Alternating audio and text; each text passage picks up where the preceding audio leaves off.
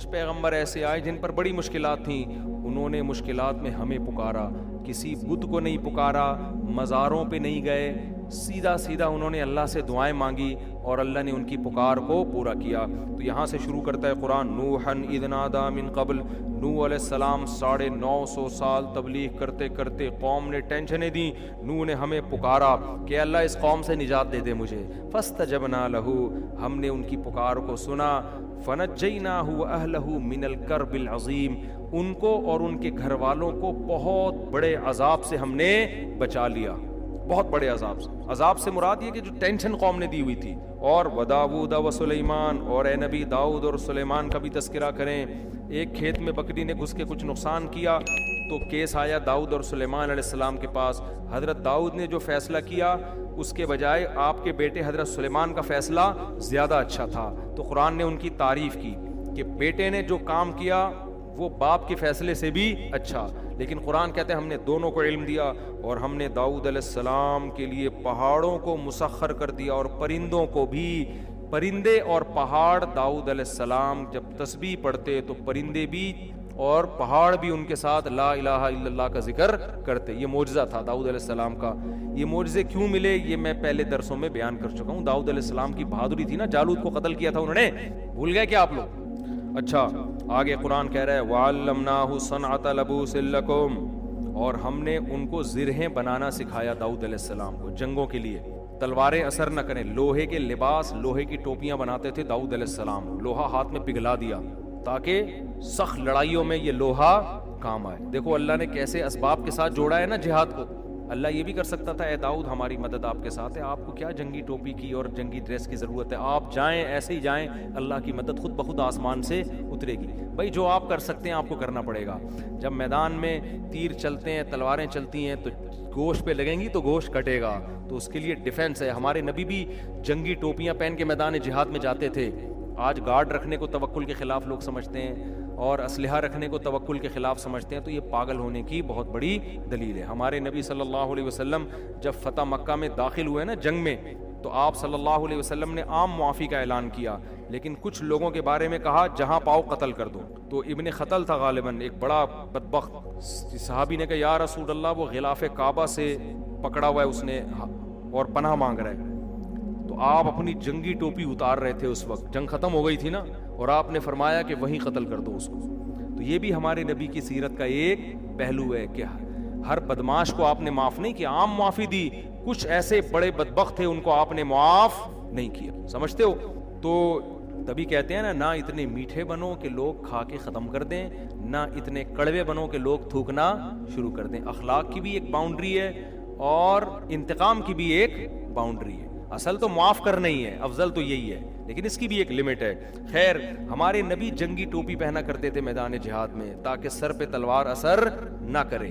تو آج کہتے ہیں کہ نہیں جی ہیلمٹ پہن کے بائک نہیں چلاؤ، بڑا فنٹر بنا ہوتا ہے، ویلیاں بھی لگا رہا ہے۔ ہم بچپن میں کبھی ڈیفینس جاتے تھے، وہ لڑکوں کی ریسنگ ہو رہی ہوتی تھی، تو ایک ویلی لگا رہا تھا، سر کھل گیا اس کا، بہت بڑا فنٹر بنا ہوا تھا کہ 3 دفعہ سر کھلا تھا اس کا۔ سر کھلنا سمجھتے ہیں، نیچے گرا اور سر پھٹ گیا۔ اس کے ابا نے پھر پابندی لگائی، پھر بھی لگا رہا تھا ویلی، اب تک میرا خیال ہے انا للہ ہو چکا ہوگا۔ ایک اور ہمارے سامنے اللہ نے بائک کی سیٹ بنائی ہے بیٹھ کے چلانے کے لیے، وہ پائیدان پہ بیٹھ کے چلا رہا ہے۔ ڈیفینس میں ہم نے دیکھا، وہ نہیں سی وی یو پہ جو آپ کہہ سکتے ہیں غلط تھا تو دیکھنے کیوں گئے، تو بھائی احمقوں کو دیکھنے کا اپنا مزہ ہے، دیکھنا غلط تھوڑی ہے، دیکھ لو بھائی، کریں گے ہم کبھی بھی نہیں یہ فالتو کام، ویلیاں لگا رہے ہیں، اور یہ بھائی اس میں آپ کو وہ نظر آ رہے ہیں جن کے سر نہیں کھلے، بہت سے جن کے کھل چکے ہیں ان کے انٹرویو لے جا کے کہیں گے بھائی کبھی نہیں کرنا چاہیے۔ تو کیا تھا کہ وہ نا پائیدان پہ بیٹھ کے بائک چلا رہے ہیں، ایسے نہیں جہاں پاؤں رکھتے ہیں، بڑے شو مار رہا ہے، وہیں ہم 4 دوست بیٹھے ہوئے، ہم نے کہا یار یہ کام کرنا ٹھیک نہیں ہے، میں بھی یہ کہہ رہا یار یہ شو بازی ہے، اپنی جان کو خطرے میں نہیں ڈالنا چاہیے۔ کچھ لڑکے کہہ رہے ہیں نہیں بھائی کچھ بننے کے لیے کچھ کرنا پڑتا ہے، اب میری بحث چل رہی ہے نا، میں کہہ رہا ہوں بس یہ دیکھنے کی حد تک ٹھیک ہے، آؤ انجوائے کرو نکل لو، کرنا نہیں ہے یہ کام کبھی۔ کچھ میرے ہی دوست تھے وہ کہہ رہے نہیں بھائی یہی تو ہوتا ہے، انسان ترقی ایسے ہی تو کرتا ہے، اللہ کی قدرت، آگے گئے اسپیڈ بریکر آیا اس کو نظر نہیں آیا، دھڑام سے وہ نیچے گرا، ہم بھاگ کے گئے، انا للہ اس کا ہو چکا، لگ ایسا رہا تھا، مجھے یقین نہیں ہے کیونکہ بے ہوش، بالکل سانس بھی نہیں آ رہا تھا، ایمبولینس آئی ہے اس میں ڈال کے لے کر گئے، پتہ نہیں اللہ کرے زندہ ہو گیا ہو، لیکن بظاہر لگ نہیں رہا تھا۔ میں نے کہا دیکھ لو بڑا آدمی بننے کے لیے قبرستان جانا پڑتا ہے، تو اس لیے انسان کے بچے بنو, کوئی وہ کام کرو جو بہادری کے جوہر دکھانے تو جاؤ میدان جنگ میں جا کے دکھاؤ نا, جہاں کچھ فائدہ تو ہو اس بہادری کا. یہاں ویلی لگا کے بہادری کا کیا فائدہ ہے آپ کو؟ 2-4 لڑکیاں مر جائیں گی آپ کے اوپر, اور وہ بھی جب تک مریں گی جب تک آپ کا سر پھٹے گا نہیں. جس دن آپ کے سر پہ 4-5 ٹانکے آ گئے وہ بھی ریجیکٹ کر دیں گی, بھائی پرے ہٹو. تو اس لیے ایسے کام کرو جو انسان پہ سوٹ کرتے ہیں. خیر بس جلدی سے ختم کروں میں. قرآن کہتا ہے کہ ہم نے سلیمان علیہ السلام کے لیے ہواؤں کو مسخر کر دیا, جنات کو سلیمان علیہ السلام کا تابع بنا دیا, سمندروں میں غوطے لگاتے تھے اور ہیرے جواہرات لے کر آتے تھے. اور کیا تھا؟ ایوب اذ نادی ربہ, ایوب کو بھی یاد کرو جب کئی سال بیماری میں مسلسل اتنی خطرناک بیماری میں پڑے رہے ہیں, بالآخر اللہ نے ان کی دعا قبول کی. انہوں نے کہا ربی انی مسنی الضر, اے اللہ مجھے بہت پریشانیاں پہنچ گئی ہیں, وانت ارحم الراحمین, تو سب سے زیادہ رحم کرنے والا ہے, میری مدد کر. فاستجبنا لہ, اللہ کہتے ہیں ہم نے آپ کی مدد کی, آپ کی پریشانیوں بیماری کو بھی دور کیا اور آپ کو آپ کا اہل و عیال بھی واپس لوٹا دیا. اور پھر اللہ نے حضرت اسماعیل ادریس علیہ السلام کا ذکر کیا اور ذوالکفل علیہ السلام کا, اور 2 بس مختصر. پھر اللہ نے یونس علیہ السلام کا تذکرہ کیا کہ مچھلی والے کا بھی تذکرہ کرو. جب اندھیروں میں مچھلی نے اپنے پیٹ میں نگلا تو فنادا فی الظلمات, کئی اندھیرے, رات کا اندھیرا, آسمان پہ بادلوں کا اندھیرا, سمندر کی لہروں کا اندھیرا, سمندر کی تہہ کا اندھیرا اور مچھلی کے پیٹ کا اندھیرا. اس میں اللہ کو پکارا, اے اللہ میں تیری پرمیشن کے بغیر قوم کو چھوڑ کر آ گیا, یہ تیرا, تو ہر عیب سے پاک ہے, یہ سزا مجھے میری غلطی کی وجہ سے ملی ہے. سبحانکا, تو عیب سے پاک ہے, انی کنت من الظالمین, میں ہی ظالمین میں سے ہوں. کیا مطلب؟ میں اپنی غلطی کا اعتراف کرتا ہوں. قرآن کہتا ہے فاستجبنا لہ, ہم نے ان کی پکار کو سنا, ونجیناہ من الغم, اور ہم نے ان کو غم سے نجات دی. کہاں گئے وظیفے بھائی؟ یونس علیہ السلام نے کوئی وظیفے کیوں نہیں پڑھنا شروع کر دیے وہاں بیٹھ کے؟ پیغمبروں میں آپ کو وظیفے نہیں ملیں گے, دعائیں ملیں گی, دعائیں. آج یہی لا الہ الا انت سبحانک انی کنت من الظالمین جو ہے نا 1000 دفعہ پڑھ لیں گے, جائز ہے, میں منع نہیں کر رہا. ادھر ادھر گانے بجانے سے تو بہتر ہے کچھ اللہ کا نام وظیفوں کے طور پہ پڑھ لو. لیکن جو روح کیا ہے, روح یہ نہیں ہے کہ آپ پڑھو, روح یہ ہے کہ مانگو. یونس علیہ السلام نے لا الہ الا انت کا وظیفہ نہیں پڑھا بلکہ اللہ سے دعا مانگی عاجزی کے ساتھ کہ مجھے بچا لے اس غم سے, تو اللہ نے بچا لیا. پھر قرآن کہتا ہے, اور زکریا کا بھی تذکرہ کریں, بڑھاپے میں بیوی بانجھ اور اللہ سے دعا مانگ رہے ہیں, اے اللہ مجھے اکیلا نہ چھوڑ, تو بہترین وارث ہے, مجھے بھی کوئی وارث دے دے. اللہ کہتے ہیں فاستجبنا لہ, ہم نے ان کی پکار کو قبول کیا.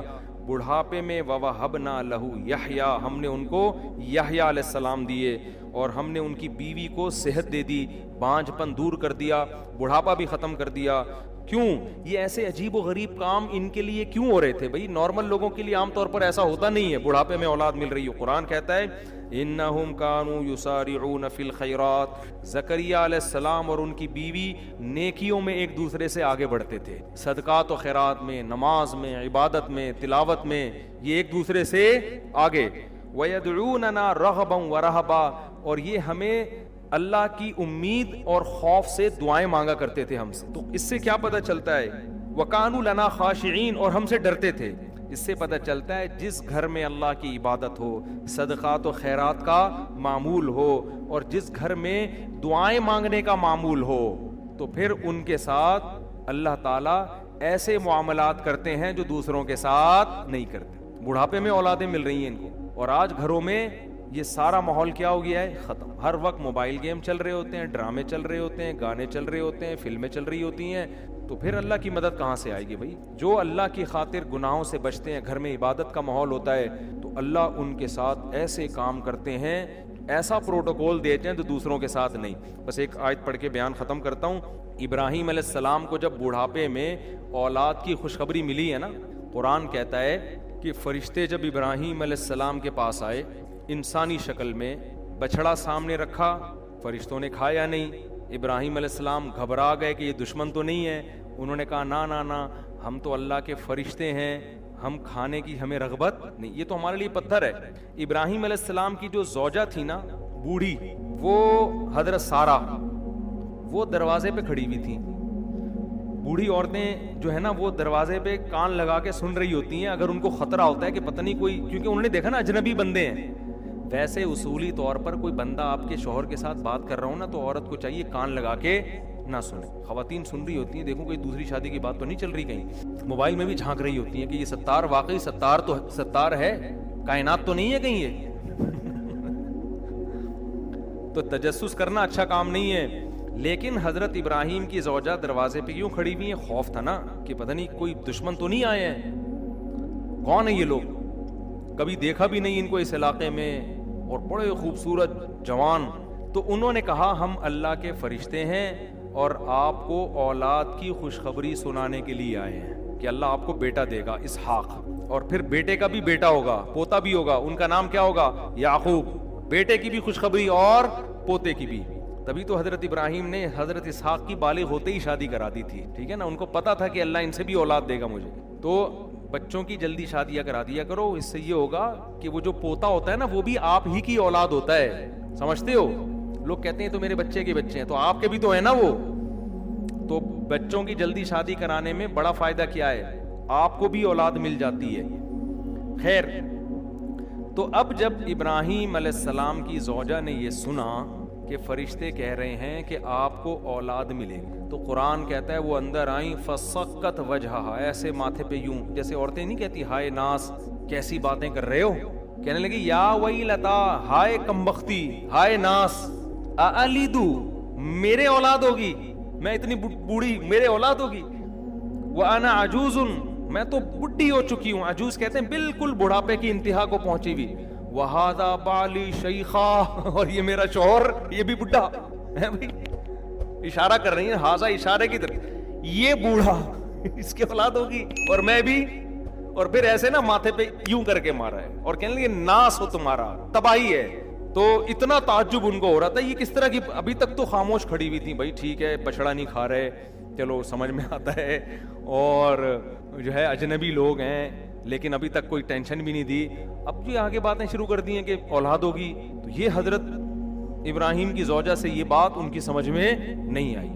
ये कैसी बात है, अब तुमने गलत बातें, अब मैं चुप नहीं रहूंगी, वही अब मैं खामोश नहीं रहूं। आके ऐसे माथे पे यूं करके मारा है और कह लगी या वही लता, हाय बदबख्ती, वैल कहते हैं बर्बादी तबाही को, हाय बर्बादी, हाय तबाही, हाय हलाकत, आलिदू, मेरे औलाद होगी, व अना अजूजुन, मैं इतनी बुढ़ी, वहादा बाली शैखा, और ये मेरा मियाँ ये भी इतना बूढ़ा। तो अब जो मैं पूरी बात बताने के लिए मैं आयत पढ़ी ना, तो फरिश्तों ने क्या कहा, अताजबीन मिन अम्रिल्लाह, अल्लाह के ऑर्डर पे तुम्हें ताज्जुब हो रहा है, रहमतुल्लाहि व बरकातुहु अलैकुम अहलल बैत, ए घर वालों तुम आम लोगों की तरह नहीं हो, तुम तो सेलेक्टेड खानदान है तुम्हारा, तुमने शिर्क के रास्ते को छोड़ा, तुम्हारे घरों में सखावत है। सखावत थी ना कि मेहमान आके बैठे हैं, अभी पूछा नहीं है कौन हो, कहां से आए हो, बछड़ा पहले लाके रख दिया। हम तो कबाब चाय नहीं लाके रखते पहले, भाई तू बता मैं तो नालायक आदमी हूं, मैं तो इसी तरह करता हूं, बंदा है कौन भी कहां से आया, क्यों आया, बगैर पूछे आया, इतने सारे हमारे यहाँ तो परेशानियां है ना। और बाज दफा तो लोग चाय का पूछ इसलिए रहे होते हैं ताकि वो कहे, मैं बताता हूँ ना, हमारे एक दोस्त गए अपने किसी घर में, उनसे पूछा कि आपने खाना खा लिया, उन्होंने कहा नहीं खाया, मुझे खुद बता रहे थे, कह रहे मुझसे पूछा खाना खा लिया, मैंने कहा नहीं खाया, कह रहे खाया होता तो चाय पिलाता आप, चाय से भी गए और खाने से भी गए, ये तो हमारी सखावत है। तो कैसी सखावत, अभी मेहमान आया है, बछड़ा पूरा रोस्ट करके सामने लाके रख दिया है, फिर देख रहे हैं कि भाई हाथ जा ही नहीं रहे, तो ये तो भाई तुम्हारा तो खानदान सखी है, तौहीद परस्त है, इबादतें होती हैं, कोई आम लोग ताज्जुब करते कि बुढ़ापे में अल्लाह औलाद दे रहा है तो ताज्जुब बनता है, तो फरिश्ते कह रहे हैं कि ताज्जुब हमें आपकी बातों पे हो रहा है, रहमतुल्लाहि व बरकातुहु अलैकुम अहलल बैत, अहले बैत तुम पर तो अल्लाह की रहमतें और बरकतें हैं, इन्नहु हमीदुम मजीद, क्या मतलब, वो अल्लाह बड़ा काबिल तारीफ और बुजुर्गी वाला है। ये कैसी तारीफ है उसकी कि तुम उसके लिए कुर्बानियां दो और वो तुम्हारे लिए कुछ भी ना करे, वो तो काबिल तारीफ है, जितना तुम करोगे वो कई गुना उससे तुम्हारे लिए ज्यादा करेगा। तो ये मैं पूरी तकरीर इसलिए कर रहा हूँ, घरों के माहौल को सही करो, समझते हो, घरों में कुछ तालीम का तिलाव, तभी तो हदीस में आता है कि सुन्नतें घर में पढ़नी चाहिए, تاکہ بچے بھی عبادت سے تھوڑے سے مانوس ہوں, تلاوت ہو. میرے والد صاحب کو اللہ مغفرت فرمائے, جب آفس سے آتے تھے نہا کے سب سے پہلے قرآن لے کے بیٹھ جاتے تھے اور اونچی آواز سے تلاوت کرتے تھے. پوری زندگی ان کا معمول ہم نے دیکھا. جب ان کا انتقال ہوا ہے تو اس دن تلاوت کی آواز گھر میں نہیں آئی, اس کے بعد سے اب تک نہیں آئی. تو وہ ایک احساس ہوا کہ یار, اور بڑی پیاری آواز میں تلاوت کرتے تھے, تو ایک دم احساس ہوا کہ یار ہمارے گھر سے ایک رونق چھن گئی. یہ روزانہ ان کا معمول تھا, اور ایک خاص اسٹائل میں بیٹھتے تھے, ٹوپی اتار کے, ٹھیک ہے نا, کیونکہ گرمی ان کو بہت لگتی تھی. ٹوپی اتار کے بالکل گریبان کھول کے ایسے بیٹھ کے, حافظ تھے ماشاءاللہ, تو روزانہ پابندی سے قرآن کی تلاوت کرتے. تو جب انتقال ہوا, اور انتقال سے پہلے بھی تلاوت کر کے گھر سے گئے ہیں. پہلے تلاوت کی گھر میں, پھر تلاوت ختم کر کے وضو کیا, نماز پڑھنے کے لیے گئے. عشاء کی نماز میں بیٹھے ہوئے صف ہی میں ہارٹ اٹیک ہوا اور اسی میں ان کا انتقال ہو گیا. اللہ تعالیٰ مغفرت فرمائے. تو میں جو اصل بات عرض کر رہا ہوں کہ گھر میں تلاوت کا معمول ہوگا, نماز کا معمول ہوگا, بچے بھی یہ چیزیں کیا کریں گے, ایڈاپٹ. اور اگر گھر میں ہر وقت ٹی وی چل رہا ہے, ہر وقت ڈرامے چل رہے ہیں, تو میرے بھائی پھر گھر میں برکتیں نہیں. شوگر کا پیشنٹ تھا, اس کو ہم نے منع کیا کہ کوئی صاحب آئے, انہوں نے اس کے سامنے شربت کا گلاس, بہت خطرناک پیشنٹ, بہت اصرار کیا. وہ نمازی بھائی تھے, بہت اصرار کیا, انہوں نے زیادہ اصرار کیا نا, اور کہا اللہ نے چاہا کچھ نہیں ہوگا انشاءاللہ, اللہ نے چاہا تو کچھ نہیں ہوگا. دیکھو صحابہ کرام کا اللہ پہ توکل تھا, انہوں نے دریا میں گھوڑے دوڑا دیے.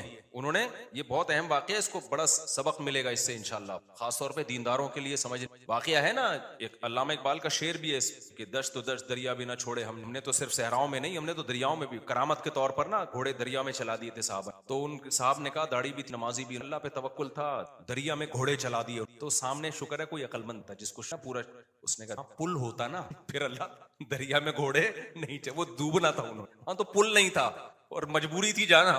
پل ہوتا پھر صحابہ دریا میں چلاتے, پھر سوال ہی پیدا نہیں ہوتا کہ دریا میں گھوڑے چلتے. اللہ کہتا ہے پل ہے تو جاؤ نا, یا پل بنانے کا ٹائم ہوتا تو بھی نہیں. یہ جو قسطنطنیہ میں سلطان محمد فاتح نے قسطنطنیہ اور یہ جو آج کا استنبول ہے, جب یہ فتح کیا تھا تو اس نے کوئی دریا میں تھوڑی گھوڑے چلا دیے تھے. ان کا یہ جو استنبول کا جو قلعہ ہے نا آج, جو 4000 سال جس کی پرانی تھا, میں نے وہاں جا کے ولاگ بھی بنایا. یہ ترکی کا جو مشہور قلعہ ہے, یہ تو عیسائیوں کے ہاتھ میں تھا, بہت مضبوط عیسائیوں کی اسٹیٹ تھی. اور نبی صلی اللہ علیہ وسلم نے خوشخبری سنائی تھی کہ نعم الجیش جیش یغزو القسطنطینیہ, فرمایا سب سے بہترین لشکر, کیا ہی خوب لشکر ہے جو قسطنطینیہ فتح کرے گا. آپ مکہ میں اور ترکی کی فتوحات کی خوشخبریاں دے رہے ہیں. ہمارے نبی کا یہ ویژن دیکھو, ایک پیغمبر جو نہ لکھنا جانتے ہیں نہ پڑھنا جانتے ہیں, لیکن کتنے کانفیڈنٹلی وہ کہہ رہے ہیں کہ کیا خوب لشکر ہوگا جو قسطنطینیہ کو فتح کرے گا. اور خوشخبری دی, جنت کی بشارت دی. اسی وجہ سے مسلمان فاتحین شروع سے لگے ہوئے تھے اس میں, لیکن نہیں ہو پا رہا تھا. تو سلطان محمد فاتح نے کیا کیا, فوجیں لا کے بٹھا دی, لیکن اتنا مضبوط قلعہ ہے وہ جا ہی نہیں پا رہے بھائی. تو مشورہ ہوا. اب انہوں نے یہ نہیں کیا کہ جی ایک طرف سے سمندر ہے, وہاں بھی سمندر کٹا ہوا ہے نا, آپ میپ میں دیکھ سکتے ہیں. تو سمندر میں ہم کیا کرتے ہیں, بسم اللہ اللہ پڑھ کے سمندر نکل جاتے ہیں. بڑھ جانا, ڈوب جانا تھا انہوں نے, اور کیا. تو اللہ کہتا ہے پہلے اپنے سارے اسباب اور وسائل تو استعمال کرو, پھر میری مدد آئے گی. تو سلطان محمد فاتح نے مشورہ لیا, بھائی کیا ناممکن, پیچھے پورا یورپ تھا نا, وہاں سے بھی تو مدد آ رہی تھی ان کی. ناممکن تھا اسباب کی دنیا میں بھی, 600 سال ہو گئے, علاقہ ہی نہیں فتح ہو کے دے رہا, اب تو کچھ کرنا پڑے گا کہ نہیں کرنا پڑے گا, اب تو کچھ کرنا ہے بھائی. تو ماہرین بیٹھے, انہوں نے مشورہ, استخارہ نہیں, خوب سمجھ, استخارہ نکال کے دیکھو, وہ اسباب بھی اختیار کرتے تھے اور اللہ سے. سلطان محمد فاتح کے لشکر میں ہمیشہ کوئی نہ کوئی اللہ والے بزرگ اس وقت کے ہوتے, ان کو صرف دعاؤں کے لیے لے کے جاتا. دیکھتا تھا نا ایک بزرگ ہیں, وہ لڑ نہیں سکتے, بوڑھے ہیں, کوئی بات نہیں حضرت, آپ ہماری صف میں ہوں گے, ذکر کریں گے اور اللہ سے دعائیں, کیونکہ اللہ تقوی اور ذکر پر مدد کرتا ہے. تو ایسے سیکولر نہیں تھے کہ ہم اپنی توپوں پہ اعتماد کر لیں خالی, نہ نہ نہ, ہمیں اللہ والے بزرگ بھی چاہیے. تو ایک نہ ایک بزرگ اس کی صف میں ہوا کرتے تھے جن کا کام ہے اللہ سے دعائیں مانگنا. خود بھی مانگتا تھا, لیکن بھائی ہم, وہ اپنے آپ کو سمجھتا تھا ہم اس لیول کے نیک نہیں ہیں, تو ایسے ایک بزرگ ہوں گے, ان کی برکت ہوگی, اللہ میں فتح دے گا. اور دوسرا, اسباب بھی دبا کے استعمال کیے انہوں نے. سلطان محمد فاتح نے جب دیکھا نا یہ اتنا بڑا قلعہ اور اتنی چوڑی دیوار, میں نے وہ ولاگ پہ آپ دیکھ لیں, اتنی چوڑی دیوار ہے بھائی, اس پہ تو پوری بیل گاڑیاں چلتی تھی دیوار کے اوپر, امپاسبل, ناممکن اس کو فتح کرنا. تو سلطان محمد فاتح نے بزرگ بھی رکھے اپنے پاس, اللہ اللہ بھی ہو, ذکر بھی ہو, اور پھر اپنے انجینئرز کو آرڈر دیا, دنیا کی سب سے بڑی توپ بنائی اس وقت اس قلعے کو فتح کرنے, جس کو دیکھ کے آدمی, وہ توپ میں دیکھ کر آیا ہوں اس کا ڈیزائن, یا شاید وہی توپ رکھی ہوئی, مجھے یاد نہیں ہے. اتنی بڑی توپ بنائی ہے نا, اس سے جو لوہے کا گولا نکلے گا تو دیوار میں کچھ ہلائے گا تھوڑا سا وہ دیوار کو, جو ایسے جب 1000-200 گولے نکلیں گے تو شاید دیوار میں کچھ دراڑ آ جائے. اتنی اسٹرگل کی اس نے, اور اتنے لوگ, ہم نے تو ترکی میں نا انہوں نے وہ بنایا ہوا ہے ایک آڈیٹوریم میں نا, وہاں پر ایک جیسے نہیں سیارہ کا ہمارے یہاں آپ کو دیکھا ہوگا, تو ایسے ہی انہوں نے وہ پوری دکھاتے ہیں ویڈیو کی شکل میں, بڑا مزہ آتا ہے وہ دیکھ, بڑا جوش پیدا ہوتا ہے یار, کیا خون خرابہ, اور ادھر سے گولے, پورا وہ منظر انہوں نے تاریخ کی کتابوں سے نکال کے اس کو فلمایا ہے. لیکن ایسے نہیں کہ پروجیکٹر پہ, بلکہ آپ جائیں گے نا تو آپ کو ایسا لگے گا آپ وہاں 3D میں آپ سمجھ لیں, آپ کو لگے گا آپ وہاں پہنچ چکے ہیں. وہ ایسا چیخیں نکلتی ہیں یار, وہ منظر دیکھ, ایسے تھوڑی پیڑے کھائے ہیں مسلمانوں نے یار, پوری دنیا پہ حکومتیں کی ہیں, آج بیٹھے ہیں وزیر اعظم بن نہیں رہا, صحیح ہے نا, بہت محنتیں کی ہیں. مسلمانوں کا ماضی بڑا خدا کی قسم شاندار تھا. میں بار بار کہتا ہوں نا, ایک گورے کی ویڈیو بھی میرے موبائل میں پڑی ہوئی ہے, وہ لندن میں یا امریکہ میں بھول گیا, یونیورسٹی میں وہ گورا لیکچر دے رہا ہے, ابھی میرے موبائل میں وہ ویڈیو پڑی ہوئی, وہ گورا لیکچر دے رہا ہے. گورا کہہ رہا ہے تو وہ کالا, لیکن گورا اس سینس میں کہہ رہا ہوں کہ امریکن ہے, اس سینس میں کہہ رہا ہوں, یا تو میرا خیال ہے امریکن ہے, UK کا نہیں ہے, ان کا جو لب و لہجہ ہے نا وہ امریکن. وہ یونیورسٹی میں لوگوں کو بتا رہا ہے کہ ونس اپون اے ٹائم, ایک ٹائم تھا کہ آپ کو مسلم سائنٹسٹ کے علاوہ دنیا میں کوئی سائنسدان نظر ہی نہیں آتا تھا, ہر فیلڈ میں کون سا سائنٹسٹ تھا, مسلمان. اور وہ کہہ رہا ہے کہ فلکیات کے علم میں مسلمانوں نے اتنی ترقی کی تھی. پھر بغداد کی یونیورسٹی کا نام لے رہا ہے وہ, بغداد میں جو ہماری خلافت تھی, تو وہ کہہ رہے کہ آج بھی جتنے ستاروں کے نام ہے نا انگلش میں, سارے عربی سے آئے ہیں. سارے کہاں سے آئے ہیں؟ یہ عربی سے آئے ہیں. مسلمان یہ کام بہت پہلے کر چکے تھے. بڑا شاندار ماضی تھا ہمارا, لیکن ایسا ختم ہوا, ایسا لگتا ہے ہم ہمیشہ سے ہی اسی طرح ہیں, ہمیشہ سے ہی ہم سے وزیر اعظم بن ہی نہیں پایا کبھی. ایسا نہیں ہے, ماضی ہمارا اور زیادہ پرانا ماضی نہیں ہے, 150-200 سال سے زیادہ پیچھے کی بات نہیں ہے. یہ چند غلطیاں ہوئی ہیں جس کی سزا ہم بھگت رہے ہیں, اس میں مذہبی لوگوں سے بھی ہوئی ہیں, حکمرانوں سے بھی ہوئی ہیں, دونوں طبقوں سے ہوئی ہیں, کسی ایک طبقے کو آپ ذمہ دار نہیں ٹھہرا سکتے. اس میں ایک بہت بڑی غلطی یہ ہوئی کہ مذہب کو سائنس سے کیا کر دیا, بہت بڑی مسٹیک ہوئی. جبکہ ہمیں داؤد علیہ السلام, سلیمان علیہ السلام کے واقعات میں کیا ملتا ہے؟ اللہ نے سلیمان علیہ السلام کو جب دنیا کا حکمران بنایا ہے تو اللہ نے اسباب اور وسائل بھی دیے تھے ان کو. وہ اسباب کیا تھے؟ لوہا ان کے ہاتھ میں پگھلا دیا اللہ تعالیٰ نے. داؤد علیہ السلام کو حکم دیا زرہیں بناؤ, زرہیں. اللہ کہہ دیتا کہ اے داؤد تو زمین پر حکومت کرے گا, لڑائی کرے گا, زرہیں بنانے کی نہیں ہے. آیت الکرسی پڑھ کے ہر مجاہد پہ پھونک لگائی, دم کیا, دشمن کی تلوار چلے گی نہیں. یہی چل رہا ہے نا آج کل, داماد انسان کا بچہ نہیں بن رہا, آیت الکرسی پڑھ کے پھونکو اور اس کو جو ہے وہ تعویذ کرا دو تو ٹھیک ہو جائے گا. پوری 10-10 سال دامادوں کے ٹھیک کرنے میں بیٹیوں کی زندگیاں تباہ کر دیں. قرآن کیا کہتا ہے؟ ان خفتم اللہ یقیما حدود اللہ, حدود اللہ پہ قائم نہیں رہ سکتے بھائی, خلا لینے کی کوشش کرو اس پاگل سے. 2-3 موقع دے دیے ٹھیک ہونے کے, ہو گیا ٹھیک ہے, نہیں تو اگر برائی اس قابل ہے کہ برداشت کے قابل ہے تو برداشت کرو, بلا وجہ گھر نہیں توڑنا چاہیے. بالکل برداشت کے قابل نہیں ہے, جان چھڑاؤ بھائی اس آدمی سے نا. میں نہ جانتا ہوں نا ایسے لوگوں کو, 30 سال ہو گئے کہ نہیں جی اللہ کے ہاتھ میں دل ہیں, اللہ جب چاہے گا میرے داماد کا دل چینج کر دے گا. اس امید پہ 30 سال گزار اور بیٹی پاگل ہو گئی. میں نے کہا 30 سال کے بعد آپ آ رہے ہو کہ خلا لینا؟ کہہ رہے ہیں بھائی وہ اللہ کے ہاتھ میں. تو میں نے کہا اللہ کے ہاتھ میں ہے, لیکن اللہ نے کہا کہ میں گھماؤں گا. ہم کب کہہ رہے ہیں کہ اللہ کے ہاتھ میں؟ اگر ہمیں پتا ہوتا کہ اگلے سال اللہ آپ کے داماد کو ٹھیک کر دیتا, میں کہتا چلو 1 سال اور انتظار کر لو. اللہ کے ہاتھ میں ہے, لیکن گھمائے گا کہ نہیں گھمائے گا یہ اللہ نے نہیں بتایا. بلکہ اللہ نے جو بتایا ہے, انک لا تہدی من احببت, آپ اس کو ہدایت نہیں دے سکتے جس سے آپ محبت کرتے ہو. یہ تو حضرت ابو طالب کے بارے میں نازل ہوئی ہے کہ نبی کے چچا ایمان نہیں لائے تو نبی غمزدہ تھے. اللہ نے فرمایا کہ آپ جس سے محبت ہے ہدایت نہیں ملے گی, اس کو ملے گی جس کو اللہ چاہے گا. اور چاہے گا کس کو؟ جو خود چاہے گا. یہ بھی قرآن کہتا ہے جو خود چاہے گا اسی کو ملے گی, جو خود نہیں چاہے گا تو بھائی چاہے نبی کا چچا بھی ہو نہیں ملے گی. تو میں نے کہا بھائی نبی کے چچا کو نہیں ملی ہدایت, آپ کے داماد آپ کے نبی سے بھی آگے ہو, تو ہم تو گراؤنڈ ریئلٹی کو دیکھ کر فیصلہ کریں گے. 1 سال بہت ہوتا ہے کسی کو تجربے میں. اب انسان کا بچہ نہیں بن رہا, نہ نان نفقہ دے رہا ہے, وہ بے تحاشا مارتا پیٹتا ہے, ٹارچر ذہنی کر کر کے اس کو بیچاری کی زندگی بیڑا غرق ہوگی. میں نے کہا خود ہی مر جائے گا, تھوڑے دنوں میں خلا کے تکلف کی ضرورت کیا, طلاق لینے کی کیا ضرورت. اسلام جو ہے نا وہ دقیانوسی نہیں سکھاتا میرے بھائی. مسلمانوں نے ایسے ہی نہیں دنیا پہ حکومتیں کر لی ہیں. داؤد علیہ السلام کو اللہ نے, داؤد علیہ السلام قرآن کہتا ہے نا پوری دنیا پہ داؤد علیہ السلام نے, پوری دنیا نہ بھی ہو, دنیا کے ایک بہت بڑے حصے پر جو حکومت کی ہے, تو قرآن کیا بتاتا ہے کیسے کی حکومت, کیسے کی, پھونکے لگا لگا کے کی. قرآن ان کی عبادت کا بھی تذکرہ کرتا ہے, دن میں روزہ رکھتے تھے, راتوں کو تہجد پڑھتے تھے, اس کا بھی تذکرہ کرتا ہے. یہ بھی ضروری ہے, ورنہ ایک سیکولر فوج میں مجاہدین میں اور ایک مذہبی لوگوں میں کوئی فرق نہیں رہے گا. اللہ کہتے ہیں جب تم اللہ کی راہ میں لڑو گے کثرت سے اللہ کا ذکر کرو,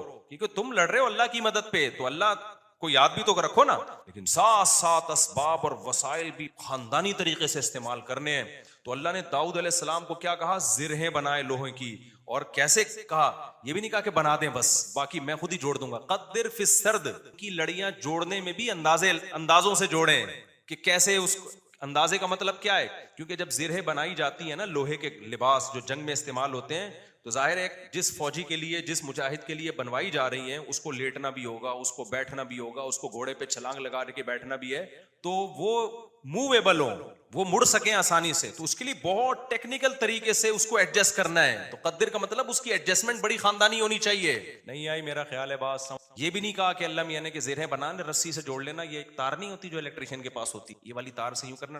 ہمارے یہاں جگاڑو کام ہو رہے ہوتے ہیں کہ نہیں ہو رہے؟ جاپان میں جگاڑو کام نہیں ہوتے. ہمارے ہر کام کیا ہے؟ کمپیوٹر کو بھی ٹھنڈا کر رہے ہیں پنکھے پہ نا آگے. میں نے نیٹ پہ ایک ویڈیو دیکھی, سسٹم کو ٹھنڈا کرنے کے لیے ایک الگ سے پنکھا چلایا جو کمپیوٹر کو کم اور آپ کو زیادہ ٹھنڈا کر رہا ہے. منہ پہ ہوا آ رہی ہے ڈائریکٹ. خیر, تو قدر فی السرد مینجمنٹ اسلام کا ایک حکم ہے. صفوں کو سیدھا کرنے کا حکم ہے یا نہیں؟ اللہ میاں کہتے ہیں نماز پڑھنے اور بھول کرنے والا کون ہے؟ نہ کھڑے اس سیدھے, تو پھر سیدھے ہونے. ذرا سا بھی پیٹ آگے نکلا ہوا نہ ہو, سینہ آگے نکلا ہوا نہ ہو. نبی صلی اللہ علیہ وسلم اقامت کے بعد کیسے صفوں کو سیدھا کرتے تھے؟ مینجمنٹ آج دیندار لوگوں میں ختم. ارے باتیں الٹی ہو رہی ہیں, اللاجیکل باتیں کروا لو. کورونا میں تو دماغ پی گئے تھے لوگ ہمارا. کووڈ پہ ہم نے کہا نا ڈاکٹر کہہ رہے فاصلہ رکھو تو رکھ لو فاصلہ. ہر آدمی بھائی توکل کے چکر میں کورونا والا آدمی منہ پہ جا کے چھینک رہا ہے لوگوں کے. یہ کون سا اسلام ہے بھائی؟ خیر, تو وہ اس کی بات بڑی پیاری تھی نا.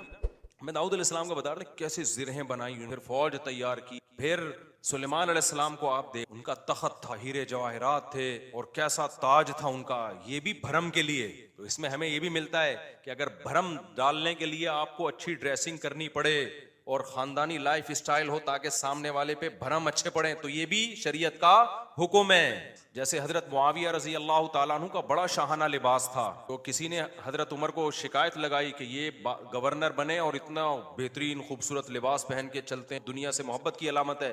حضرت عمر تو پھٹے پرانے کپڑے پہنتے تھے, پیون زدہ کپڑے پہنتے تھے. تو حضرت عمر نے خط لکھا, بھائی یہ کیا شکایت؟ حضرت معاویہ نے حکومت کر رہا ہوں, یا امیر المومنین میں جن لوگوں پہ حکومت کر رہا ہوں نا ان کی نظر میں مفہوم بیان کر رہا ہوں, لباس کی بڑی ویلیو, یہ مجھے ویلیو نہیں دیں گے اگر میں غریبوں والا لباس پہن. تو یہ سیاست تھی ان کی. یہ حقیقت ہے کہ آپ کا سب سے پہلا امپریشن کس کا پڑتا ہے؟ آپ لباس کا پڑتا ہے. آپ کے لائف اٹھنے بیٹھنے کا اسٹائل کیا ہے آپ کا, وہی آپ کے کپڑے میں 10 قسم کے پیوند لگے ہوئے ہوں, اگلا کہے گا ابے بھائی یہ تو شاید ٹھیک ہے نا, تو لڑائی کے لیے. ظاہر حضرت معاویہ کے پاس جب دشمن کے وفود آیا کرتے تھے کہ ڈریسنگ دیکھ کے ان کو اندازہ ہو جاتا تھا بھائی یہ چھوٹے لوگ نہیں ہیں.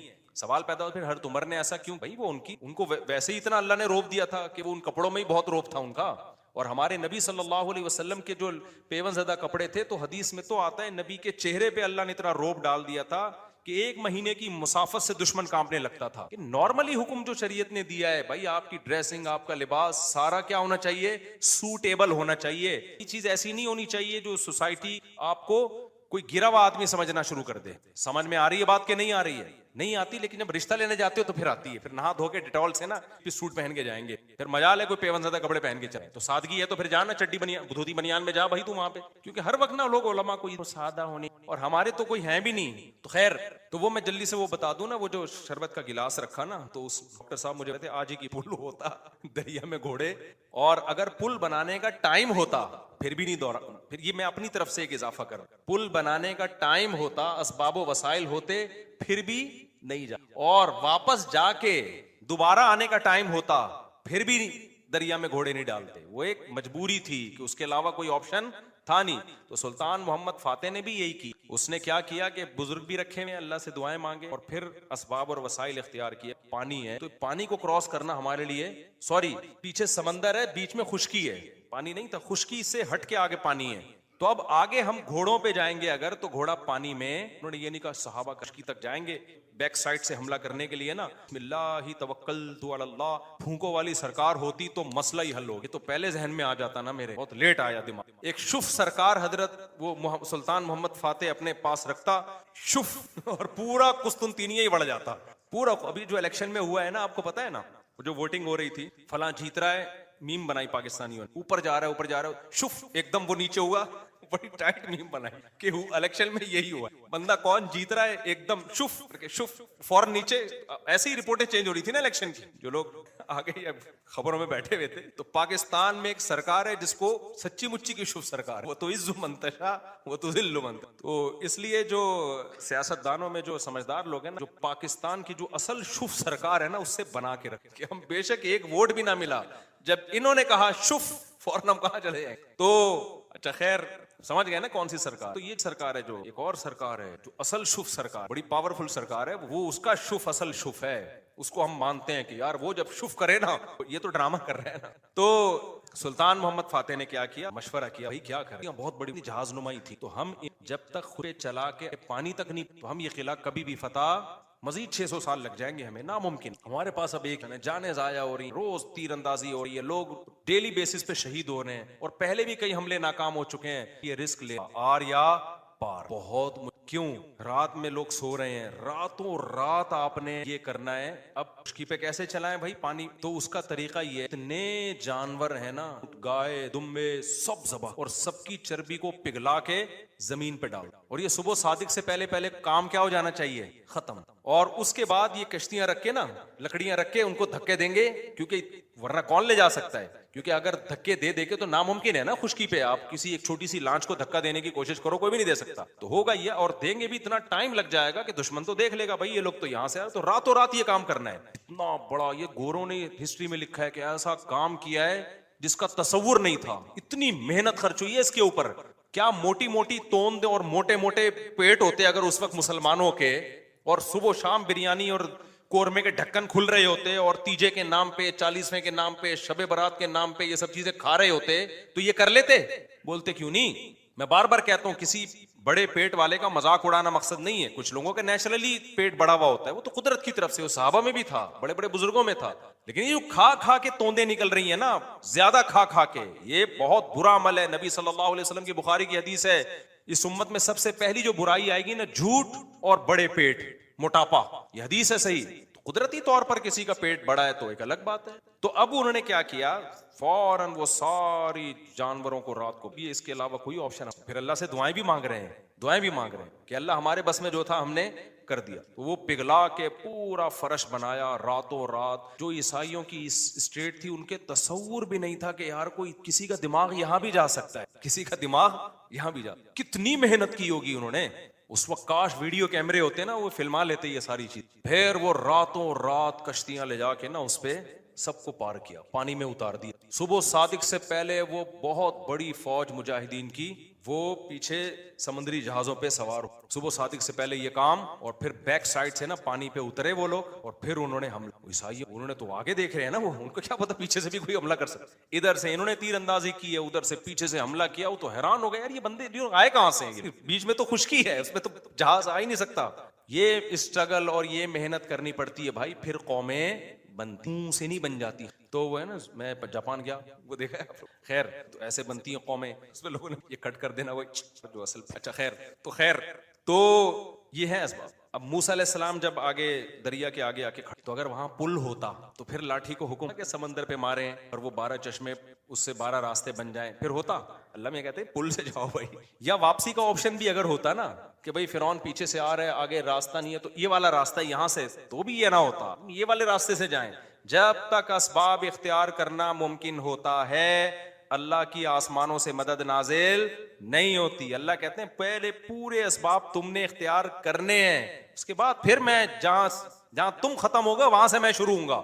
ہم لوگ کچھ کرنے سے پہلے ہی ڈائریکٹ کہاں استخاروں پہ چلے جاتے ہیں, ڈائریکٹ. تو اس میں ایک بات خوب یہ بھی اچھی طرح سمجھ لو کہ آج کل نا ایک تو لوگوں میں توکل ویسے ہی نہیں ہے, اللہ پہ اعتماد نہیں ہے, اور پیسوں کے پیچھے بھاگتے رہتے ہیں. لیکن کچھ لوگوں میں غیر ضروری توکل بھی آ جاتا ہے. علماء نے لکھا ہے اگر آپ کو اللہ نے مالی وسائل دیے, میں نے بہت لوگ دیکھے ہیں جاب گئی اور روڈ پہ آ گئے, ایک دم برباد ہو گئے. کاروبار کروڑوں کا بزنس چل رہا تھا, کوئی نقصان ہوا. ابھی کچھ دن پہلے ایک بندہ ملا کروڑوں روپے میں کھیل رہا تھا, پولٹری فارم کا اس کا بزنس پشاور میں. تو کہہ رہا ہے یار کوئی بیماری آئی, ساری مرغیاں مر گئیں اور میں دیوالیہ نکل گیا, میرا ڈپریشن میں چلا گیا. میں نے کہا میرے بھائی ایسا کام کیا کیوں, کیا آپ کو پتا نہیں ہے مرغیاں بھی بیماریاں آتی ہیں؟ کہہ رہے آتی ہیں لیکن میں تو ویکسین ہوں. میں نے کہا کیا آپ نے تحقیق نہیں کی کہ ویکسینیشن کے بعد بھی بعض دفعہ ساری مرغیاں مر جاتی ہیں؟ تو کچھ تو آپ کو رکھنا چاہیے تھا نا.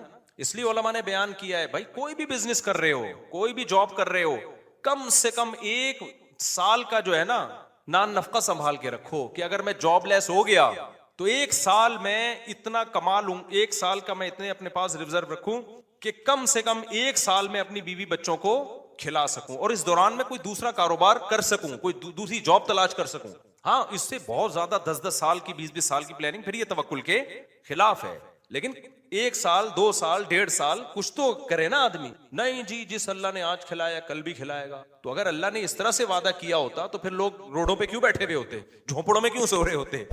فوراً ایک آیت پڑھ لیتے ہیں وما من دابۃ الا علی اللہ رزقها، ہر اللہ نے روزی دینے کا وعدہ کیا. اللہ نے وعدہ کیا ہے لیکن آپ پورے اسباب اور وسائل اختیار کرو گے. ہاں ہوس نہ کرو جیسے جمع کر کے لوگ پاگل ہوئے ہیں، یہ غلط ہے. لیکن ایسا توکل جائز نہیں ہے کہ آپ جو ہے وہ جو اللہ نے اسباب اور وسائل رکھے ہیں اس سے بھی آپ اگنور کرنا شروع کر دو. حالات کا کچھ پتہ نہیں ہوتا. مولوی تھانوی رحمہ اللہ تعالیٰ تو بہت توکل والے تھے لیکن اس میں بہت حساس تھے. وہ جب زبان سے جو منہ سے نوالا چھنتا ہے نا، ایمان بھی جاتا ہے آج کل لوگوں کا. ایک روایت ہے، اگرچہ روایت ضعیف ہے لیکن وہ قاد الفقر ان یکون کفرا او کما قال صلی اللہ علیہ وسلم، فرمایا فقر و فاقہ بعض دفعہ کفر تک پہنچا دیتے ہیں. عورتیں اپنی عزتیں بیچنے پہ آ جاتی ہیں فقر و فاقہ کی وجہ سے. تو ایسا توکل نہ نہیں کیا جائے. اتنا کم از کم اپنے پاس ہو کہ بھائی کل آپ اگر خدا نہ خواستہ بے روزگار ہو جائیں، اور یہ کہ آپ نے مرغیوں کا پولٹری فارم کھولا ہوا ہے اور فرض کر کے بیٹھے ہوئے ہیں کہ چونکہ میں نے اللہ سے دعا مانگی ہے اب ان پہ کوئی بیماری، دعا بھی مانگو بیماریوں سے. میرا تو پورا دیکھو نا، ابھی 35 مرغیاں مر گئیں، بیماری آئی تو ایک دم جنازے اڑو. کسی میری غلطی تھی لیکن وہ 2.5 سال سے مری نہیں تھی، اب مری ہیں تو ٹک ٹک ٹک کچھ بچ گئی ہیں. ہمارے گھر ہی کے چوزے تھے جو بڑے ہو گئے. تو ایک غلطی ہوئی تھی مجھ سے، اب انشاءاللہ آئندہ وہ غلطی نہیں کروں گا. لیکن تجربہ تو بڑھ گیا نا، نقصان تو ہو گیا نا.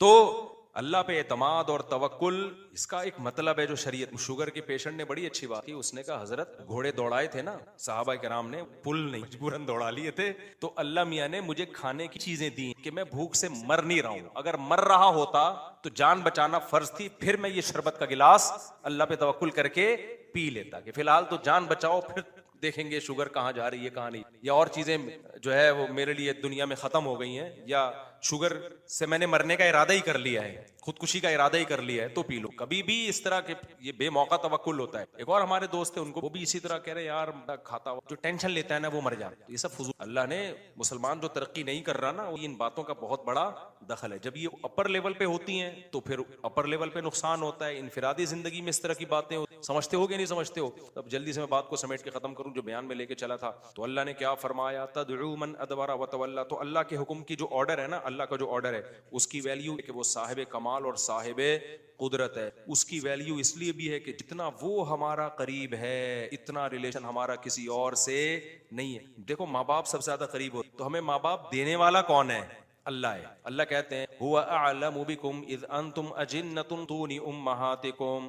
تم جب اپنی ماں کی پیٹ میں جنین تھے، جنین کہتے ہیں چھپے ہوئے، جب تمہارے ماں باپ بھی تم کو نہیں جانتے، وہ اس وقت سے تمہیں جانتا ہے، اس وقت سے تمہیں. تو اللہ سے زیادہ انسان کا ریلیشن کسی کے ساتھ نہیں ہے. تیسری چیز اللہ کہتے ہیں جتنے میرے احسانات ہیں. تیسری چیز احسان ہوتا ہے نا جس کی وجہ ہم کسی کے آرڈر کو مانتے ہیں. میرے احسانات جتنے زیادہ ہیں اتنے، یعنی اللہ کہتے ہیں میرے احسانات کو نا تم قلم سے لکھنا شروع کرو، پوری دنیا کے درخت قلم بن کے گھس کے ختم ہو جائیں گے، اور سمندروں کی سیاہی ان قلموں میں استعمال ہو کے ختم ہو جائے گی. اور وَإِن تَعُدُّوا نِعْمَةَ اللَّهِ لَا تُحْصُوهَا. اللہ کی نعمتوں کو لکھنے بیٹھو گے، قلم گھس کے ختم اور سمندر کی سیاہی ختم، اللہ کی نعمتیں ختم نہیں ہوں گی. اور ایک ایک نعمت اتنی پاورفل ہے نا، کروڑوں خربوں میں بھی وہ سستی ہے.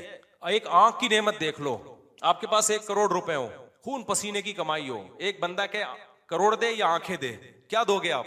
ڈاکوؤں کو دے رہے ہوتے ہیں نا جان بچانے کے لیے، ڈاکوؤں کو دے نہیں رہے ہوتے صبح شام کے جان بچے یار. آنکھوں کی نعمت ہے، سننے کی نعمت ہے، چکھنے کی نعمت ہے، ہر نعمت اتنی قیمتی نعمتیں، ایک ایک نعمت جو اللہ نے انسان کو اس کی باڈی میں جو نعمتیں لگا دی ہیں، اتنی قیمتی نعمتیں ہیں. تو یہ اللہ کے احسانات ہیں. اللہ کہتے ہیں سوچتے رہو گے یہ احسانات کبھی ختم نہیں ہوں گے. حضرت ڈاکٹر عبدالحی صاحب رحمہ اللہ تعالیٰ کا معمول تھا، کہتے ہیں میں رات کو سونے سے پہلے، کیونکہ لوگوں کی عادت ہوتی ہے مسئلے میں، بعض لوگ ان کا بیچاروں کا آڑا ترشی، تو تمہارے مسئلے ہیں ہی نہیں، کیوں لے رہے ہو ٹینشن؟ یار ہمارا کام تھوڑی ہے وہ ٹینشنیں لو جو تمہاری ہیں. تو یہ بھی نہیں ہو رہا ہے، یہ بھی نہیں ہو رہا، صبح شام. تو حضرت مولانا شیخ تھانوی رحمہ اللہ نے خط لکھا، بھی مسئلہ ہے، یہ بھی مسئلہ ہے، مصلح تھے. پورے خط کے آخر میں لکھا کہ افسوس کے شکر کی جملہ سارے مسئلے ہی بتائے ہیں. تو وہ سمجھ گیا کہ بھائی تربیت نہیں ہو رہی. تربیت ہو گئی ہوتی تو کیا بتا رہے ہوتے حضرت. یہ تو خیر وہ تو پھر تربیت ہوئی ان کی الحمدللہ، بڑے بزرگ بنے. تو وہ فرماتے تھے کہ میں جب رات کو سونے میں کیا کرتا دیکھتا ہوں، یہ نہیں دیکھتا کہ کیا کیا غلط ہوں، کیا کیا بچے میرے ماشاءاللہ سارے زندہ ہیں اور صحت مند ہے، کوئی بیماری ہے خطرناک نہیں. اللہ کا شکر ہے کل گھر میں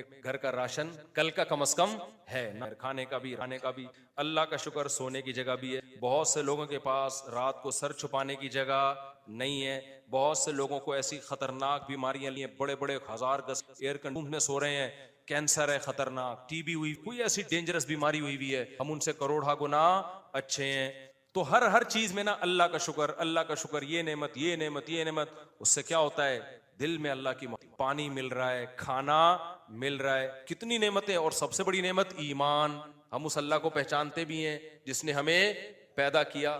تو اس طرح سے نا سوچنا چاہیے ہمیں بھی. جب پانی بھی پیو نا، حدیث میں آتا ہے اللہ بندے سے خوش ہو جاتا ہے جب وہ الحمدللہ کہتے ہیں. کافر نہیں کہتا. آپ کسی سیکولر، آج کو مسلمانوں میں بھی کافروں جیسے بہت ہو گئے. آپ بولو نا الحمدللہ بولو تو غصہ کرے گا آپ کے. تھوڑی ہے جس نے تمہیں دیا ہے آسمان سے برساتا ہے تمہارے لیے. پھر کہتا ہے اللہ کہتا ہے کہ فسلکہ ینابیع فی الارض، زمین کے سوتوں میں داخل کرتا ہوں. ارأیتم ان اصبح ماؤکم غورا، بتاؤ یہ پانی اور نیچے چلا جائے تو کون ہے جو نکال کے لائے گا. پانی ایک سطح تک نیچے جاتا ہے، پیٹرول والی سطح پہ نہیں پہنچتا پانی. اللہ نے ایک نظام بنایا ہوا ہے بھائی یہاں تک جائے گا، اس سے زیادہ نیچے، ورنہ کون سی چیز ہے جس کو نیچے جانے سے روک رہی ہے. اور نیچے چلا جاتا. پھر پیٹرول والی کمپنیوں کو آرڈر دیتے کہ نکالیں پانی. ایک ایک نعمت. یہ پانی پیا کرو، سوچا کرو بھائی یہ کہاں سے آ رہا ہے. فلٹر کا پانی بھی تو کہیں نہ کہیں سے آ رہا ہوتا ہے نا جو ہم پی رہے ہوتے ہیں. تو ایک ایک نعمت. تو ہر نعمت پہ انسان کو سوچنا چاہیے. پھر فوراً دل سے آواز نکلنی چاہیے اللہ تو اتنے احسانات کیے، تو اے اللہ اب میں تیری نافرمانی. ایک احسان یہ کر لے کہ اپنی نافرمانی سے بچا لے، کیونکہ اب اللہ کے حکم کو توڑنا چھوٹا جرم نہیں ہے. اسی کو یہ جو میں نے آیت پڑھی ہے تدعو من ادبر وتولی، جو ایسا رب. میں نے بتایا تھا نا ریلیشن محبت اور قوت. بعض دفعہ ریلیشن نہیں ہوتا صرف محبت ہوتی ہے، بعض دفعہ صرف قوت ہوتی ہے. اللہ میں تینوں چیزیں جمع ہیں اور علی وجہ الکمال جمع ہے تینوں چیزیں. محبت بھی ہے، ریلیشن بھی اور طاقت بھی ایک ہی ذات میں. اور ایسی طاقت جو کسی میں نہیں، ایسا ریلیشن جو کسی میں نہیں، ایسے احسانات جو کسی میں نہیں. پھر بھائی اللہ جب کسی بات کا آرڈر دے گا نا، وہ کہہ رہا ہے نماز پڑھو تو پھر آپ کو پڑھنی پڑے گی. وہ کہہ رہا ہے زنا کے قریب مت جاؤ تو اب آپ کو قریب جانے کی اجازت نہیں ہے. وہ کہے گا بوڑھے ماں باپ کے سامنے اف نہ کرو تو اف کرنے کی اجازت نہیں ہے. وہ اگر کہہ رہا ہے کہ سود مت کھاؤ تو کھانے کی اجازت نہیں ہے. وہ اگر کہہ رہا ہے کہ نظر کی حفاظت کرو تو حفاظت کرنی پڑے گی. سمجھتے ہو کہ نہیں سمجھتے؟ تو سب سے پہلے تو نماز ہے، وہی انسان وہی سیدھی نہیں ہو رہی آج، وہی سیدھی نہیں ہو رہی. تو یہ سارے کام کرنے پڑیں گے، یہ آپشنل نہیں ہے اور یہ چھوٹا جرم نہیں ہے. اسی کو اللہ نے کہا تدعو، یہ اس کو بلائے گی جو اللہ کے حکام سے منہ موڑے گا. اس لیے اللہ کا دعویٰ برحق ہے. عقل مند لوگ اس دعوے کو مان لیتے ہیں اور اللہ کے حکم کو پورا کرنا شروع کر دیتے. کہیں کوتاہی ہو تو اللہ کہتے ہیں میں غفور رحیم ہوں، توبہ کرو. ایسا نہیں ہو کہ بس ذرا سی غلطی ہو پکڑ کے جہنم میں پھینک دوں گا. نہ، توبہ کا موقع دیتا، توبہ کرو. تو اور کیا رہ گیا بھائی؟ اب کیوں نہیں شریعت پہ چلے انسان ہے بھائی؟ جب وہ کہہ رہے کہ آنے کی کوشش کرو، سیدھے راستے پر آؤ، غلطی ہو رہی ہے معافی مانگو. اور اللہ کو معاف کرنا کیا ہے؟ پسند ہے. معاف کرنا بھی اس کو اچھا لگتا ہے کہ چلو غلطی ہوئی ہے تو بھاگو تو نہیں نا مجھ سے، صحیح ہے نا. غلطی ہو گئی ہے، آدم علیہ السلام سے ہو گئی تھی، توبہ کی نا، روئے اللہ کے سامنے. تو تم سے ہو جائے تم بھی رو دو. رونا نہیں آتا، رونا اختیار میں نہیں ہے سوائے خیر. تو اللہ کہتے ہیں رونا نہیں آتا نا، رونے جیسی صورت بنا لو تو بھی کیا کر لوں گا. تو اب کیا رہ گیا بھائی؟ کہاں اسلام اب مشکل کہاں سے رہ گیا؟ تو رونا آ جائے ٹھیک ہے، نہیں آیا اللہ کہہ رہے رونے والی شکل بنا لو جیسے رو رہے ہو، بس کافی ہے، یہ بھی مان لو. پھر بھی اگر کوئی ڈھیٹ کا بچہ نہیں آ رہا نا تو پھر قرآن کہتا ہے انلموہا وانتم لہا کارہون، تم جہنم میں چھلانگ لگانا چاہتے ہو. اللہ نے کے دشمن کے وفود آیا کرتے تھے تو ان کی ڈریسنگ دیکھ کے ان کو اندازہ ہو جاتا تھا بھائی یہ چھوٹے لوگ نہیں ہیں. سوال پیدا ہو پھر حضرت عمر نے ایسا کیوں کیا؟ بھائی وہ ان کو ویسے ہی اتنا اللہ نے روب دیا تھا کہ وہ ان کپڑوں میں ہی بہت روب تھا ان کا. اور ہمارے نبی صلی اللہ علیہ وسلم کے جو پیون زدہ کپڑے تھے تو حدیث میں تو آتا ہے نبی کے چہرے پہ اللہ نے اتنا روب ڈال دیا تھا کہ 1 مہینے کی مسافت سے دشمن کانپنے لگتا تھا. کہ نارملی حکم جو شریعت نے دیا ہے بھائی آپ کی ڈریسنگ، آپ کا لباس سارا کیا ہونا چاہیے؟ سوٹیبل ہونا چاہیے. کوئی چیز ایسی نہیں ہونی چاہیے جو سوسائٹی آپ کو کوئی گرا ہوا آدمی سمجھنا شروع کر دے. سمجھ میں آ رہی ہے بات کہ نہیں آ رہی ہے؟ نہیں آتی، لیکن جب رشتہ لینے جاتے ہو تو پھر آتی ہے. پھر نہا دھو کے ڈیٹول سے نا 3 پیس سوٹ پہن کے جائیں گے. پھر مجال ہے کوئی پیون زدہ کپڑے پہن کے چلا جائے. تو سادگی ہے تو پھر جانا چڈی بنیان دھوتی بنیان میں جا بھائی تو وہاں پہ. کیونکہ ہر وقت نا لوگ علماء کو یہ دیکھو سادہ ہونے چاہیے, ان کی پگڑی دیکھو, ان کے کپڑے دیکھو, اور ہمارے تو کوئی ہیں بھی نہیں. تو خیر, تو وہ میں جلدی سے وہ بتا دوں نا, وہ جو شربت کا گلاس رکھا نا, تو وہ ڈاکٹر صاحب مجھے واقعہ سنا رہے تھے, آج ہی کی بات ہے, شوگر کے بڑے اسپیشلسٹ آئے ہوئے تھے, گپ شپ تھی ان کے ساتھ. تو وہ کہنے لگے کہ اس نے کہا کہ دیکھیں جو صحابہ نے دریا میں گھوڑے دوڑائے تھے نا, پل نہیں تھا وہاں, پل ہوتا تو وہ دریا میں گھوڑے نہیں دوڑا, اور اگر پل بنانے کا ٹائم ہوتا پھر بھی نہیں دوڑا. پھر یہ میں اپنی طرف سے ایک اضافہ کر رہا ہوں, پل بنانے کا ٹائم ہوتا, اسباب و وسائل ہوتے, پھر بھی نہیں جاتے, اور واپس جا کے دوبارہ آنے کا ٹائم ہوتا پھر بھی دریا میں گھوڑے نہیں ڈالتے. وہ ایک مجبوری تھی کہ اس کے علاوہ کوئی آپشن تھا نہیں. تو سلطان محمد فاتح نے بھی یہی کیا ہے. اس نے کیا کیا کہ بزرگ بھی رکھے ہوئے, اللہ سے دعائیں مانگے, اور پھر اسباب اور وسائل اختیار کیے. بھائی یہاں پانی ہے تو پانی کو کراس کرنا ہمارے لیے, سوری پیچھے سمندر ہے, بیچ میں خشکی ہے, پانی نہیں تھا, خشکی سے ہٹ کے آگے پانی ہے. تو اب آگے ہم گھوڑوں پہ جائیں گے اگر, تو گھوڑا پانی میں نہیں جا سکتا. تو انہوں نے یہ نہیں کہا صحابہ کرام نے پانی میں گھوڑے دوڑا لیے تھے تو ہم بھی خشکی تک جائیں گے, اور قسطنطنیہ میں بیک سائڈ سے حملہ کرنے کے لیے نا, باقی بسم اللہ توکلت علی اللہ پھونکوں والی سرکار ہوتی تو مسئلہ ہی حل ہو گیا. یہ تو پہلے ذہن میں آ جاتا نا, میرے بہت لیٹ آیا دماغ میں. ایک شف سرکار حضرت وہ سلطان محمد فاتح اپنے پاس رکھتا, شف, اور پورا قسطنطنیہ ہی بڑھ جاتا پورا. ابھی جو الیکشن میں ہوا ہے نا, آپ کو پتا ہے نا, جو ووٹنگ ہو رہی تھی, فلاں جیت رہا ہے, میم بنائی پاکستانیوں نے, اوپر جا رہا ہے اوپر جا رہا ہے, شف ایک دم وہ نیچے ہوا, بڑی ٹائٹ میم بنائی ہے کہ الیکشن میں یہی ہوا ہے, بندہ کون جیت رہا ہے ایک دم شف کر کے شف فوراً نیچے. ایسی ہی رپورٹیں چینج ہو رہی تھی نا الیکشن کی, جو لوگ ٹی وی کے آگے خبروں میں بیٹھے ہوئے تھے. تو پاکستان میں ایک سرکار ہے جس کو سچی مچی کی شف سرکار ہے, وہ تو عز منتشا وہ تو ذل منتشا. تو اس لیے جو سیاست دانوں میں جو سمجھدار لوگ ہیں نا, وہ اس جو پاکستان کی جو اصل شف سرکار ہے نا, اس سے بنا کے رکھتے ہیں کہ ہم بے شک ایک ووٹ بھی نہ ملا, جب انہوں نے کہا شف فوراً ہم کہاں چلے جائیں گے. تو اچھا خیر, سمجھ گئے نا کون سی سرکار ہے. ایک تو یہ سرکار ہے, جو ایک اور سرکار ہے جو اصل شف سرکار ہے, بڑی پاورفل سرکار ہے, وہ اس کا شف اصل شف ہے, اس کو ہم مانتے ہیں کہ یار وہ جب شف کرے نا, وہ یہ تو ڈرامہ کر رہے ہیں نا, ڈرامہ کر رہے ہیں. تو سلطان محمد فاتح نے کیا کیا, مشورہ کیا, بھائی کیا کریں, مشورہ یہی طے ہوا کچھ نہ کچھ تو کرنا پڑے گا. تو ایک ماہر نے مشورہ دیا, دیکھو ہم جو ہمارے جہاز ہیں, کشتیاں بہت بڑی بڑی نہیں, جہاز نمائی تھیں, تو ہم ان کو جب تک خشکی پہ چلا کے آگے پانی تک نہیں پہنچائیں گے نا, تو ہم یہ قلعہ کبھی بھی فتح, مزید 600 سال لگ جائیں گے, ہمیں ناممکن ہے. ہمارے پاس اب ایک ہی آپشن ہے, جانیں ضائع ہو رہی ہیں, روز تیر اندازی ہو رہی ہے, لوگ ڈیلی بیسس پہ شہید ہو رہے ہیں, اور پہلے بھی کئی حملے ناکام ہو چکے ہیں, تو اب یہ رسک لینا پڑے گا, آر یا پار. اب یہ بہت مشکل کام تھا. کیوں؟ رات میں لوگ سو رہے ہیں, راتوں رات آپ نے یہ کرنا ہے. اب خشکی پہ کیسے چلائیں بھائی پانی, یعنی اس جہازوں کو؟ تو اس کا طریقہ یہ ہے کہ جتنے جانور ہیں نا, اونٹ, گائے, دمبے, سب ذبح کر دو, اور سب کی چربی کو پگھلا کے زمین پہ ڈال دو, اور یہ صبح صادق سے پہلے پہلے کام کیا ہو جانا چاہیے, ختم. اور اس کے بعد یہ کشتیاں رکھ کے نا, لکڑیاں رکھ کے ان کو دھکے دیں گے, کیونکہ ورنہ کون لے جا سکتا ہے, کیونکہ اگر دھکے دے دے کے تو ناممکن ہے نا خشکی پہ, آپ کسی ایک چھوٹی سی لانچ کو دھکا دینے کی کوشش کرو, کوئی بھی نہیں دے سکتا. تو ہوگا یہ, اور دیں گے بھی اتنا ٹائم لگ جائے گا کہ دشمن تو دیکھ لے گا بھائی یہ لوگ تو یہاں سے آ رہے, تو راتوں رات یہ کام کرنا ہے. کتنا بڑا یہ گوروں نے ہسٹری میں لکھا ہے کہ ایسا کام کیا ہے جس کا تصور نہیں تھا, اتنی محنت خرچ ہوئی ہے اس کے اوپر. کیا موٹی موٹی توند اور موٹے موٹے پیٹ ہوتے اگر اس وقت مسلمانوں کے, اور صبح و شام بریانی اور قورمے کے ڈھکن کھل رہے ہوتے, اور تیجے کے نام پہ, 40ویں کے نام پہ, شب برات کے نام پہ یہ سب چیزیں کھا رہے ہوتے, تو یہ کر لیتے؟ بولتے کیوں نہیں. میں بار بار کہتا ہوں, کسی بڑے پیٹ والے کا مذاق اڑانا مقصد نہیں ہے. کچھ لوگوں کا نیچرلی پیٹ بڑا ہوا ہوتا ہے, وہ تو قدرت کی طرف سے, وہ صحابہ میں بھی تھا, بڑے بڑے بزرگوں میں تھا. لیکن یہ جو کھا کھا کے توندے نکل رہی ہیں نا, زیادہ کھا کھا کے, یہ بہت برا عمل ہے. نبی صلی اللہ علیہ وسلم کی بخاری کی حدیث ہے, اس امت میں سب سے پہلی جو برائی آئے گی نا, جھوٹ اور بڑے پیٹ, موٹاپا. یہ حدیث ہے صحیح. تو قدرتی طور پر کسی کا پیٹ بڑا ہے تو ایک الگ بات ہے. تو اب انہوں نے کیا کیا, فوراً وہ ساری جانوروں کو رات کو, بھائی اب یہ اس کے علاوہ کوئی آپشن ہمارے پاس نہیں. پھر اللہ سے دعائیں بھی مانگ رہے ہیں, دعائیں بھی مانگ رہے ہیں کہ اللہ ہمارے بس میں جو تھا ہم نے کر دیا. تو وہ پگھلا کے پورا فرش بنایا راتوں رات. جو عیسائیوں کی اسٹیٹ تھی, ان کے تصور بھی نہیں تھا کہ یار کوئی کسی کا دماغ یہاں بھی جا سکتا ہے, کسی کا دماغ یہاں بھی جا. کتنی محنت کی ہوگی انہوں نے. اس وقت کاش ویڈیو کیمرے ہوتے نا, وہ فلما لیتے یہ ساری چیزیں. پھر وہ راتوں رات کشتیاں لے جا کے نا اس پہ سب کو پار کیا, پانی میں اتار دیا. صبح صادق سے پہلے وہ بہت بڑی فوج مجاہدین کی وہ پیچھے سمندری جہازوں پہ سوار ہو چکی. صبح صادق سے پہلے یہ کام ہو چکا. اور پھر بیک سائڈ سے نا پانی پہ اترے وہ لوگ, اور پھر انہوں نے حملہ کیا. عیسائیوں کو تو انہوں نے تو آگے دیکھ رہے ہیں نا, وہ ان کو کیا پتا پیچھے سے بھی کوئی حملہ کر سکتا. ادھر سے انہوں نے تیر اندازی کی ہے, ادھر سے پیچھے سے حملہ کیا. وہ تو حیران ہو گئے, یار یہ بندے آئے کہاں سے ہیں یہ لوگ, بیچ میں تو خشکی ہے, اس میں تو جہاز آ ہی نہیں سکتا.